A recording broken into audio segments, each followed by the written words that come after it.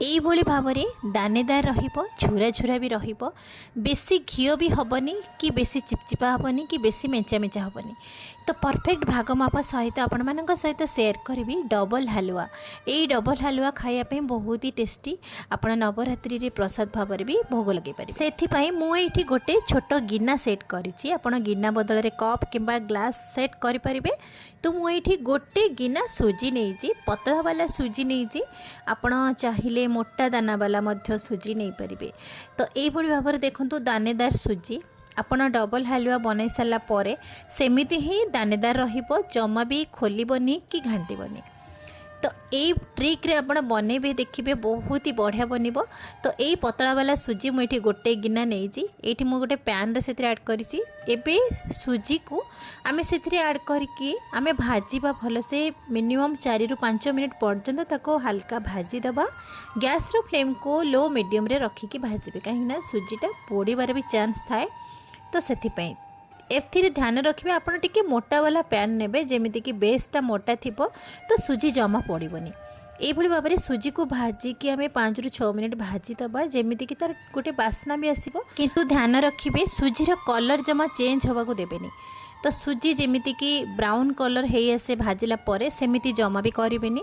তো সুজিকে এমিতি হালকা ভাজিবে 5 মিনিট পর্যন্ত, সুজির কলর ন চেঞ্জ হলা পর্যন্ত। দেখুন এপর্যন্ত বি সুজির কলর চেঞ্জ হয়নি। তো এবে আমি গোটে প্লেট को काढ़ी आनिबा। एबे आमे सुजी को ठंडा हवा को छाड़िबा, पुणी आमे नेक्स्ट स्टेप रे आमे सुजी को यूज करबा। एबे आमे सेम पैन रे मो जो गोटे गिना पाखापाखी घिओ नेइथिली, तो एठी मु गोटे गिना पाखापाखी घिओ नेइची। तो प्राय समस्ते गोटे गिना सुजी को गोटे गिना घिओ, सेटा अधिक क्वांटिटी हो जाए, तो क्या घिओ बेसी भी पसंद नहीं। तो मुझे गोटे चामच प्रथमे घिओ पैन रे ऐड कली, तापर मुझे काजू, किछि पिस्ता बादाम, किछि आमर चीना बादाम को ऐड करिकी मुझे हल्का गोल्डन कलर आ क्रिस्पी होला पर्यंत ताकू मु भाजी आनीची। ध्यान रखिए जेमिति ड्राई फ्रूट्स किछि पोड़ी भी न जाए। तो गोल्डन कलर हैला पर्यंत आमे ताको भाजी सारले गोटे प्लेट को काढ़ी आनिबा। एठी आपनक मन पसंद रे ड्राई फ्रूट्स किछि ऐड करि परिबे। तो मु एठी अल्प किछि किसमिस लास्ट रे ऐड करिछि, ताको पुणी आमे 30 सेकेंड पर्यंत टिके भाजी आनिबा, बेसी समय भाजिबेनी। किसमिस को भाजिकी काढ़ी सारला परे एबे आमे सब ड्राई फ्रूट्स को साइड रे रखिबा। सेम पैन रे आमे जो गोटे गिना पाखापाखी घिओ नेइथिले, तो मु सेथिरे 1/3 कप पाखापाखी घिओ नेइछि। तो गोटे गिना सुजीर आमे 1/3 कप भाग आमे घिओ नेइचंती, आ बाकी बळका घिओ आमे साइड रे रखिबा। सेम घिओ रे आमे एठी गोटे चम्मच चीनी मु ऐड करिछि। तो चीनी को घिओ सहित भल से मेल्ट करेबे।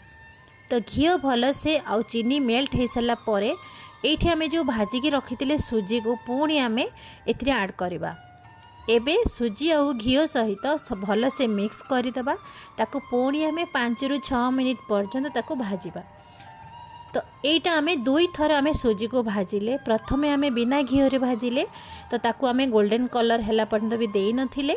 सेकेंड आमे घिओ सहित सुजी को पुणी भाजिले। तो एई स्टेप रे आमे सुजी को गोल्डन कलर हैला पर्यंत आमे ताको भाजिबा। ए स्टेप को आपण निहाती मन रखिए, देखिए सुजी परफेक्ट आमर दानेदार आ कलरफुल बनिबो। एठी देखंतु गोल्डन कलर सुजी भी हेई आसी, आ झुरा झुरा भी हेई आसी। एक्स्ट्रा घिओ भी नाही, घिओ अच्छी किंतु आमर अत्यधिक घिओ भी दरकार नहीं। एठी मु गोटे सीक्रेट जिनस ऐड करिछि, आपण मानको निश्चित भाव में पसंद आसीबो, समस्त घरे अवेलेबल भी थिबो। काहेकि ना फूड कलर केसर तो समस्त घरे न थाए। तो सेथि पई मु एठी गोटे टीस्पून हळदी गुंड नेइछि। हळदी गुंड को सुजी सहित भल से मिक्स करि आनिबा, आ हल्का 30 सेकेंड पर्यंत ताको टिके भाजिबा। आपण जमा भी व्यस्त हेबेनी, सुजी सहित हळदी गुंड किछि भी पोड़ीबनी कि तार कलर भी चेंज हेबनी कि हळदीर टेस्ट भी किछि खराब आसीबनी, सेमिति ही कलर परफेक्ट रहइबो।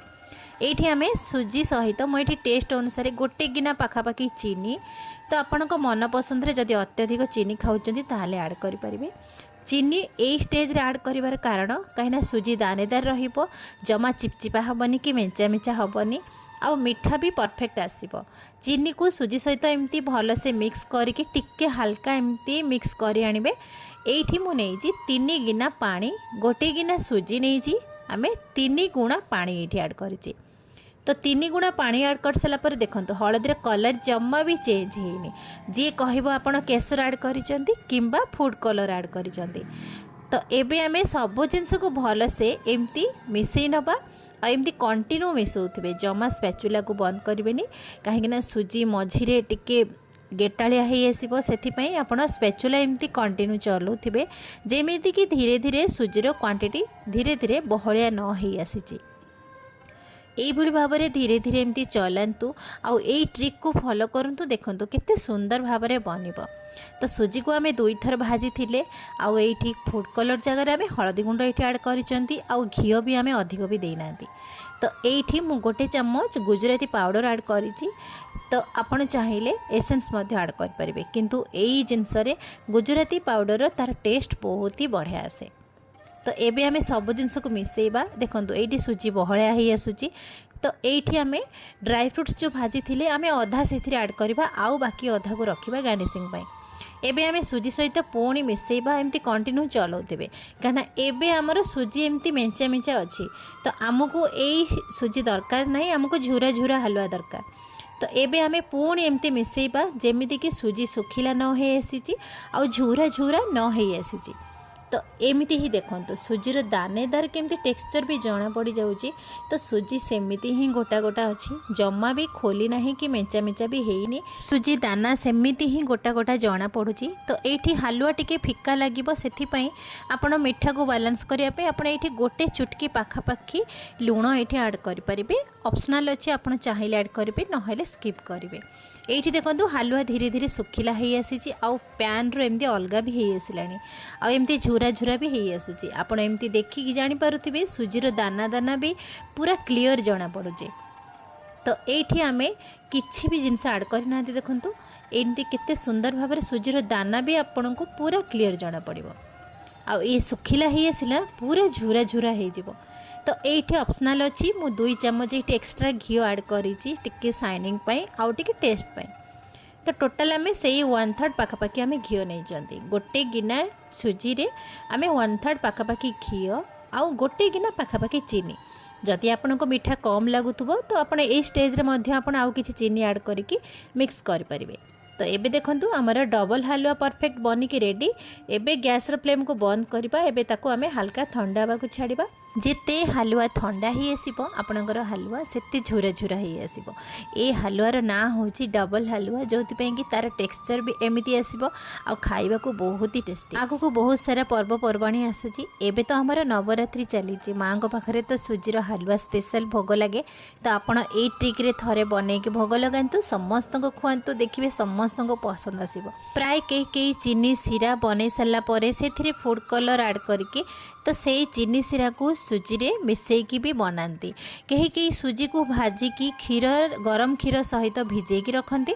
तो मु तो कहबी ए ट्रिकटा सबुठु सहज सुंदर आउ खाइबा को मध्य टेस्टी। एथिरे बिना फूड कलर भी आपण बनै परिबे। जो मानकर केसर भी घरे नथिबो आपण बिना केसर मध्य ए भल ट्रिक रे आपण बनै परिबे। देखिबा को भी सुंदर लागिबो खाइबा को भी मजेदार लागिबो। तो ये डबल हलवा ट्रिक रे आपण थरे बनातु देखिबे परफेक्ट बनिबो। तो ये देखो सुजी आमर जमा खोली ना कि घाटी ना कि चिपचिपा हैनी कि मेंचा मेंचा हैनी देखुंत ना सुजी केमती झुरा झुरा हो आसूची। जेते हलवा ठंडा हो आसीबो सुजीर हलवाटा टेक्सचर आमर सुखिला हो आसीबो आ तार टेक्सचर देखंतु सेमिति ही गोटा गोटा दाना भी जना पड़ुचे जेमिति कि आपण गोटा गोटा दाना को आपण गणी पारिबे। तो यही भाव में ट्रिक रे आपण सुजीर ए डबल हलवा बनातु देखिए समस्त पसंद आसीबो। स्पेशली तो पर्वपर्वाणी रे बनैकी प्रभु को पाखरे भोग लगातु। 2 थर जेहेतु सुजी को भाजिकी आमे बनैले हलवा तो ए हलवार ना डबल हलवा। यही रेसिपी आपण मानकु केमिति लागिला मते निश्चित भाव में कमेंट रे लिखि। बिंदु रोषेई चैनल को सब्सक्राइब जदि करि नाहंती तो जल्दी सब्सक्राइब करि नियंतु। पुणी देखा हबो नुआ वीडियो रे। से पर्यंत नमस्कार।